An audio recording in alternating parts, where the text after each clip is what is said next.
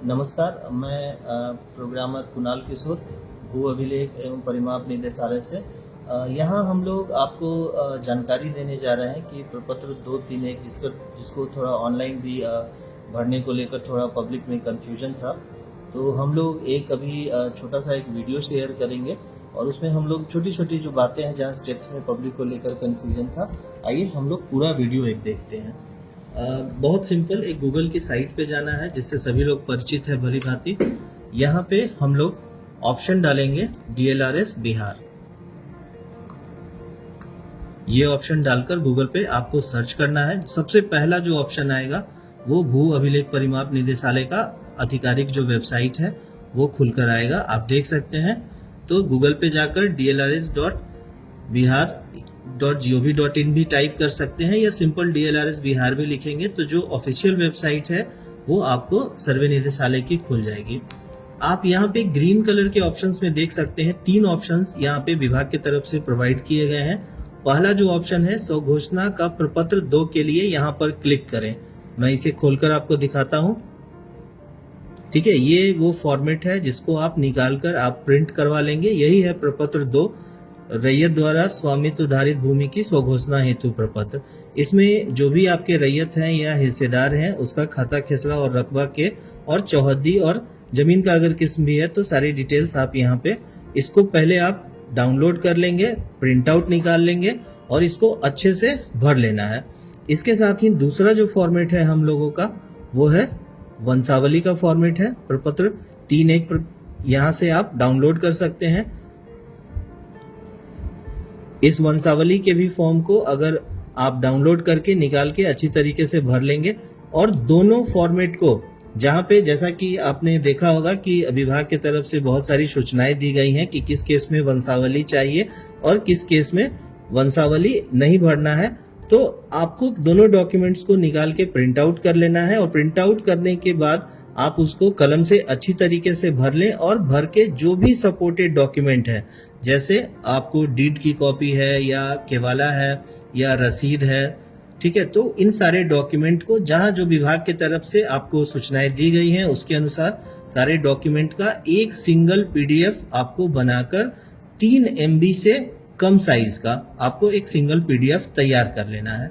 इतना करने के बाद कोई भी रैयत बाहर से आपको बहुत ही कम समय में बहुत साधारण तरीके से कोई भी रैयत कहीं से भी आपको ये प्रपत्र 231 ऑनलाइन भर सकता है। ठीक है, तो तीसरे ऑप्शंस पे आते हैं हम लोगों ने। तो पहला 2 फॉर्मेट हम लोगों ने देख लिया, 2 यहाँ से प्राप्त कर सकते हैं, प्रपत्र 3.1 यहाँ से प्राप्त कर सकते हैं। इसके बाद सबमिशन के प्रोसेस पे आते हैं कि हम लोग आखिर जो ये 3 MB का PDF हम लोगों ने भरा है इसे कैसे करेंगे सबमिट। तो जैसे मैं अभी अपना भर रहा हूं, तो नाम हमने लिखा, डिस्ट्रिक्ट, मोबाइल नंबर डाला हमने, आधार नंबर डाल दिया, ईमेल ID ऑप्शनल है, एक OTP आपको अपने मोबाइल पर प्राप्त होगी।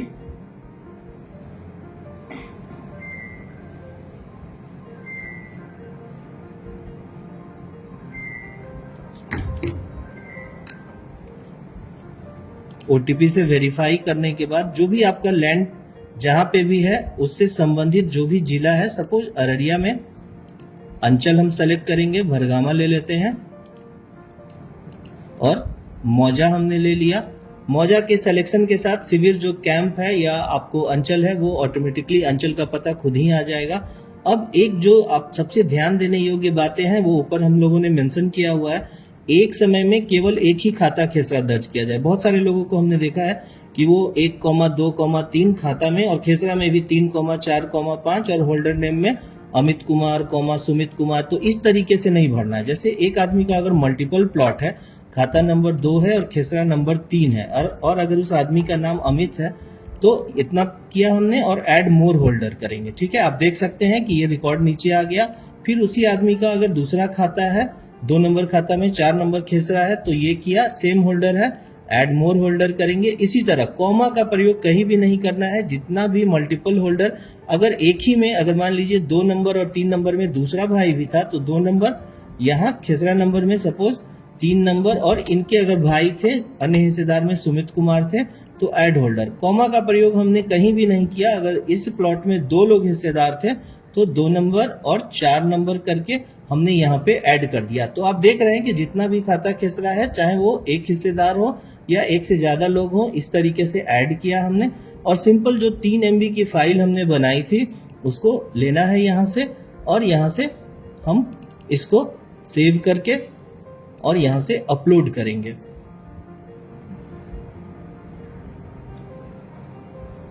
ठीक है, एक आप देख सकते हैं कि एक फॉर्मेट जो है आपको यहाँ पे आपको एक सीरियल नंबर प्राप्त हुआ, स्वघोषणा प्रपत्र हेतु आईडी। पहले क्या थी, बहुत सारे लोगों को शिकायत थी कि रिसिप्ट नहीं जनरेट हो पा रहा था, तो विभागीय स्तर पे एक रिसिप्ट की भी व्यवस्था कर दी गई है।